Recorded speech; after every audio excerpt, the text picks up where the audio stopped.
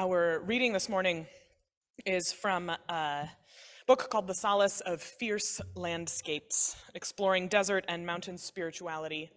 And it's by a Presbyterian minister who teaches at a Catholic college, who dabbles in mystical traditions from different religious backgrounds. His name is Belden Lane. And this book is an exploration of the desert and the mountain as spiritual metaphor. And so in it, he interfaces a lot with the history of who get called the desert fathers and mothers, early Christian monks who went out into the desert to think and contemplate and encounter the great mystery divine out in a desolate landscape. This is from the section of the book he calls Union.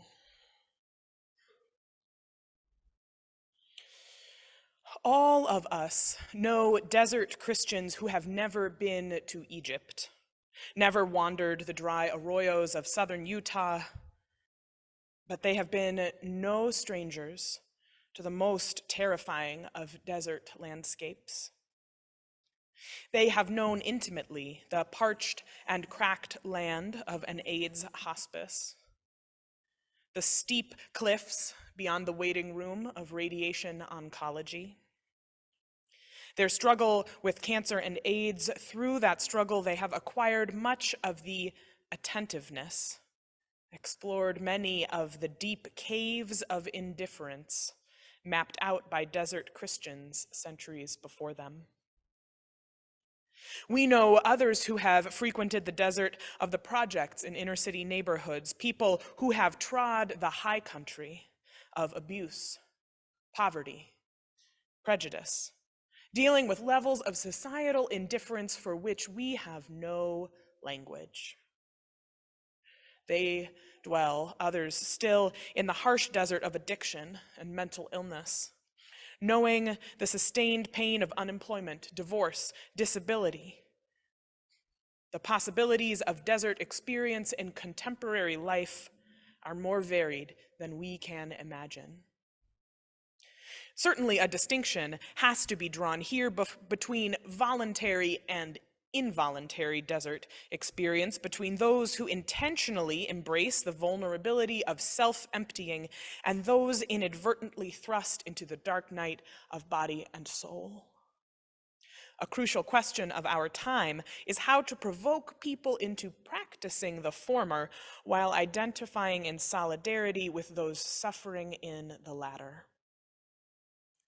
In early monastic practice, the desert served a double function of comforting the afflicted as well as afflicting the comfortable.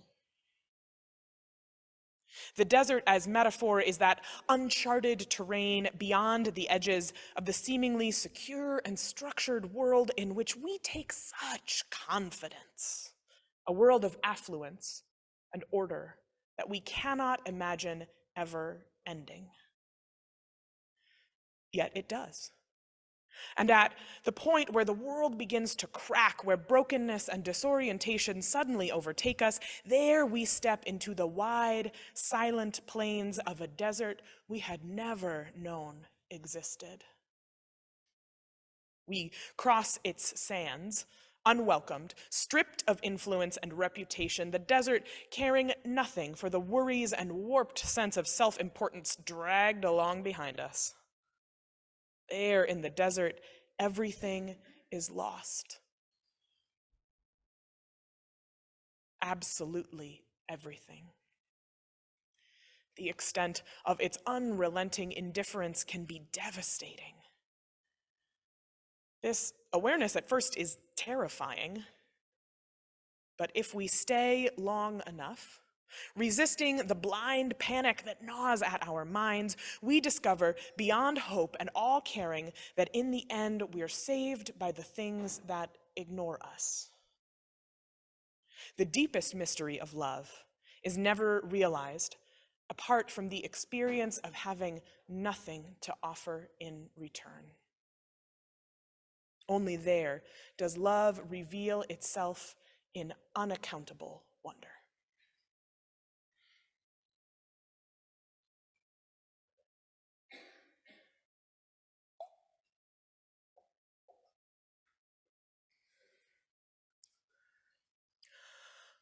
Love knows no boundaries. If that statement makes you itchy, or seems like the sort of thing your therapist would frown on, fear not. This morning is the first half of a paradox about love. That love has no boundaries. Love knows no boundaries. It is boundaryless. And the experience of knowing love is setting boundaries. Both are true. And I drew the straw for the first half. I asked for it. I drew the straw like I had no choice. I asked for it. So this Sunday is the first half of that paradox, and next Sunday, Reverend Christina will take the second half of the paradox. So you should probably come to both. I have a completely unbiased opinion that people should attend more services.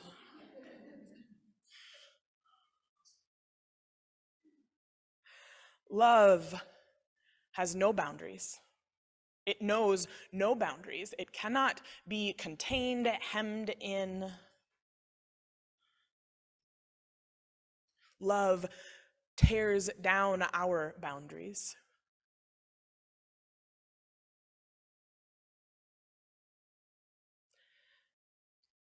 Indeed, the experience of love, as encapsulated in our metaphor of drawing the circle wide this month, means that we will encounter the fullness of the human experience. And the thing that happens, right, when we draw the circle wide, we don't just get to draw the circle wide into the stuff that makes us feel good or the stuff that is pretty okay. We draw the circle wide and we encounter suffering. We encounter the depths of our own inadequacy. We encounter pain, grief, loss. All of those things, as we draw the circle wide, each of them is present in it. We cannot separate them out. And we can't separate out the joy or the beauty or the possibility or the incredible wonder, the unaccountable wonder of knowing love and being loved. All those are part of what happens when we draw the circle wide.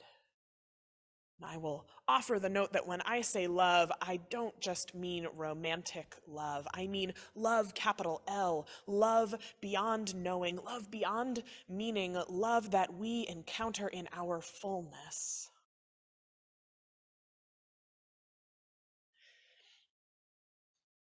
But doing that work of drawing that circle wide and wider, encountering the depths of humanity, well, you can't really do it with your ego intact. You can't really draw the circle fully wide and carry with you that sense of self-importance, that sense that you can do it, that you can fix it, that you present yourself. Drawing the circle wide asks us to get lost in that circle, to know that we are perhaps not the center of it. Right? Things are not defined solely in relationship to us, to me.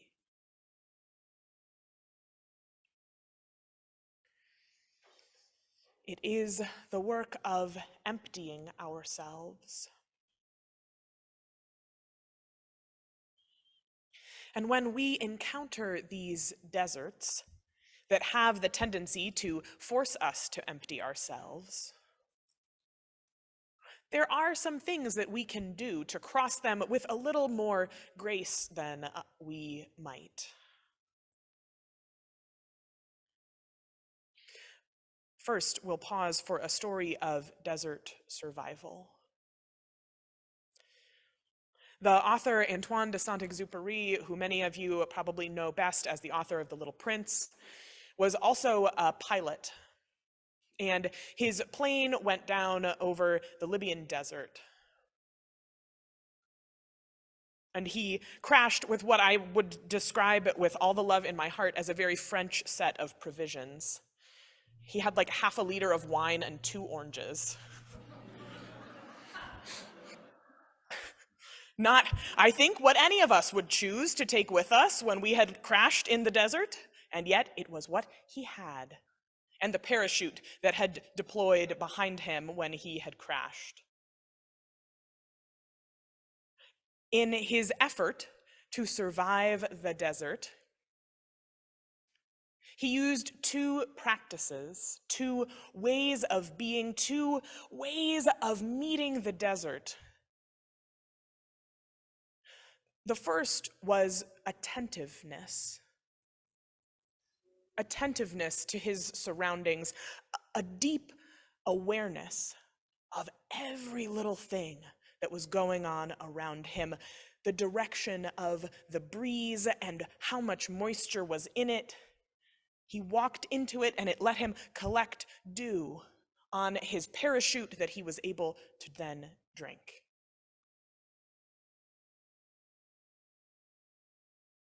The second was indifference.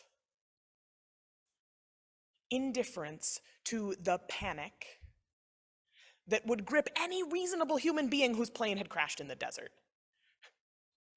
Right? Maybe one of you is secretly an amazing wilderness survivalist. Maybe you're the Unitarian Universalist Bear Grylls, and I don't know it yet. But I think most of us in this room, if our airplane crashed in the middle of the desert, would be gripped with debilitating panic that would do absolutely nothing to help us survive. It would, in fact, make it harder. And so in those moments when we face the desert, we must find a way to practice indifference. Indifference to the panic we feel as everything we thought we knew is suddenly useless, ripped away, unimportant.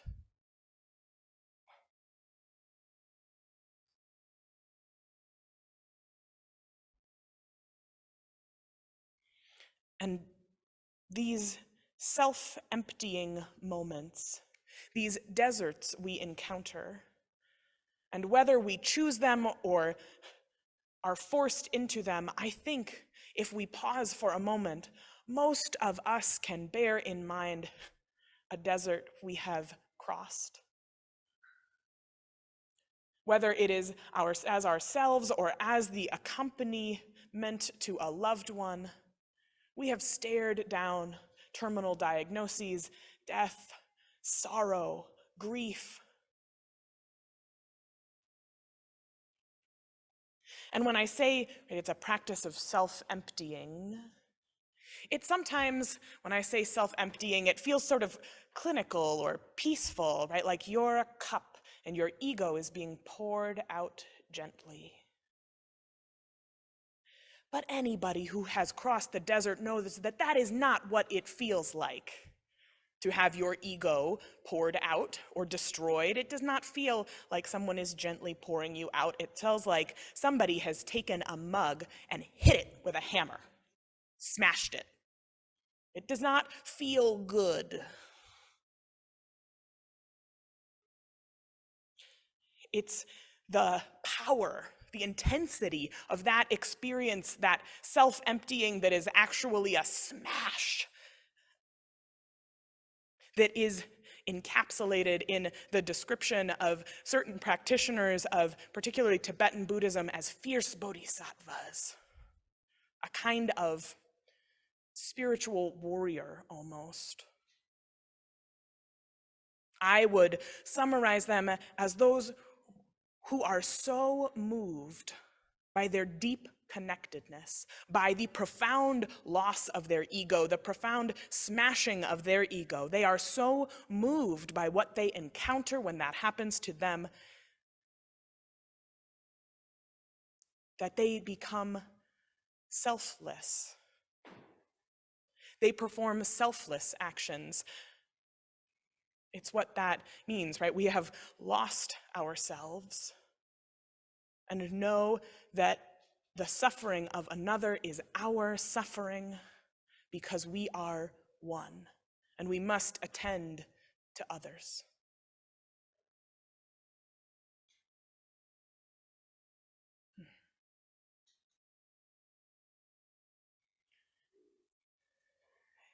In the Christian tradition, this coming Wednesday is Ash Wednesday, a day, as I was discussing with Scott, not just to wear your swag on your forehead for those who go to church, but it's an invitation to a season of penitence, which when we as Unitarian Universalists hear the word penitence, we think of punishment. We think of like how glad we are that we don't have to engage in self-denial for 40 days before we get to eat our chocolate eggs on Easter. But at its most deeply grounded, penitence is not punishment, it is self-emptying. It's not about beating ourselves up, because goodness knows the universe does a good enough job of that for many of us. Some of us could use a little more, but it's that line about afflicting the comfortable. Penitence isn't punishment, it's emptying, it's decentering, it's a self-denial that allows us to more fully encounter the world. It's getting our mug smashed a little bit at a time in order to open our hearts.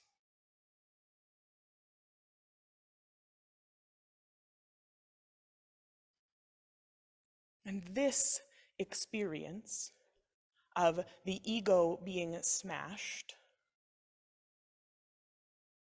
that is what allows us to encounter love in its fullness. Love that can encompass both grief and joy, pain and beauty.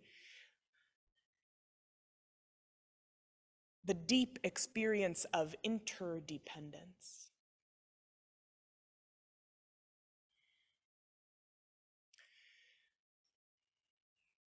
The song we sang this morning, Draw the Circle Wide, that sort of gave name to our monthly theme in February, is written by Mark Miller, who has composed many, many hymns for the United Methodist Church and hymnal.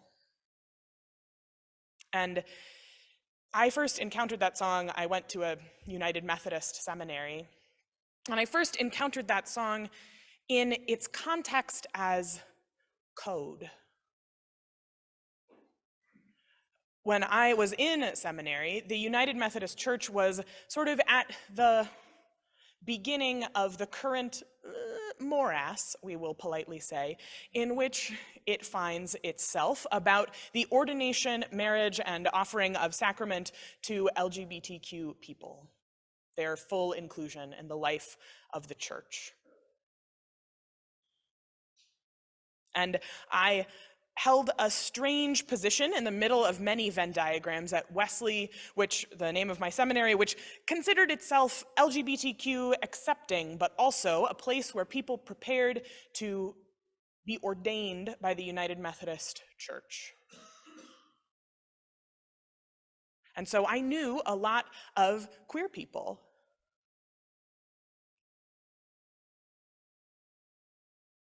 People who had to ask themselves the hard question of how much it mattered to them to become an ordained elder or deacon in the United Methodist tradition. Right? How much does it matter? How much does it matter to be ordained by the church that formed you and loved you into the person you are today? How much does that matter to you? Because you might need to find a closet if it really matters that much to you. The United Methodist Church, some corners of it still, and when I was in seminary, the fullness of the church, right? They did not ordain what they, in their book of order called self-avowed practicing homosexuals, which I often thought should go on my business card. I was like, I know this is a source of deep pain for you, but I just want to point out how cool of a moniker that is.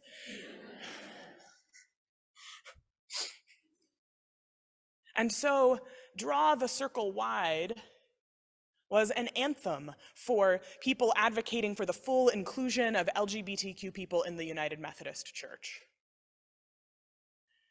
And sometimes, as you use when we hear Draw the Circle Wide, it's about love, it can feel a little wishy-washy, a little like, well, isn't that nice? We're being inclusive. How cute. But that metaphor, that image, I first encountered it not in the context of wouldn't it be nice if we included everyone, but in the context of inclusion is disruptive. And that human beings seek to ever narrow the circle sometimes. They use the circle to say, I am in and you are out. I am here and you are there. And that the image of drawing the circle wide is not about, like, oh, wouldn't it be nice if we included one more person? It's about blowing up the circles that we as human beings draw around love, around who gets to encounter it in its fullness and who doesn't.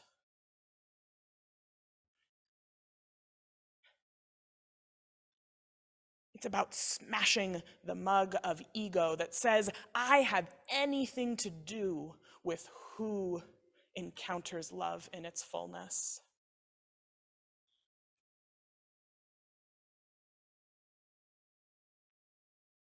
We draw the circle wide, not because it sounds nice, but because we have to. We must. If we want to experience the fullness of love for ourselves, we have to smash that sense that we have got it figured out, that we know the answer.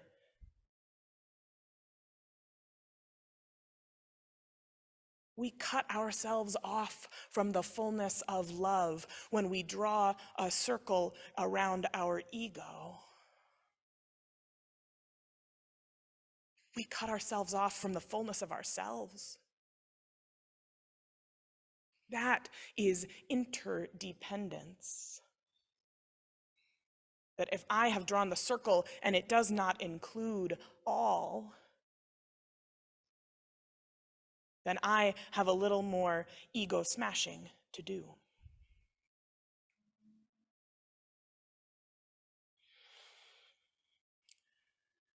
The social justice arm of the Unitarian Universalist Association is called Side with Love. And so we have, the yellow shirts that say Side with Love, they say love in big letters. And so sometimes in activist circles, Unitarian Universalists get the nickname the Love People. Which is, as a branding move, I feel ambivalent about it. It's like the Love People, okay. But it's what we've got, so we're gonna go with it. You don't always get to choose how people name you. And when we say we are the love people, we don't mean we are the love people like, isn't that nice? Or we can all be friends. Or isn't it just nice that we can just accept everyone? Isn't that great?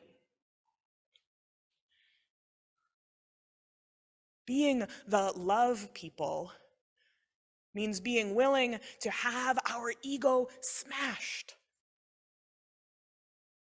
being willing to acknowledge that we not only don't know everything, we might know nothing.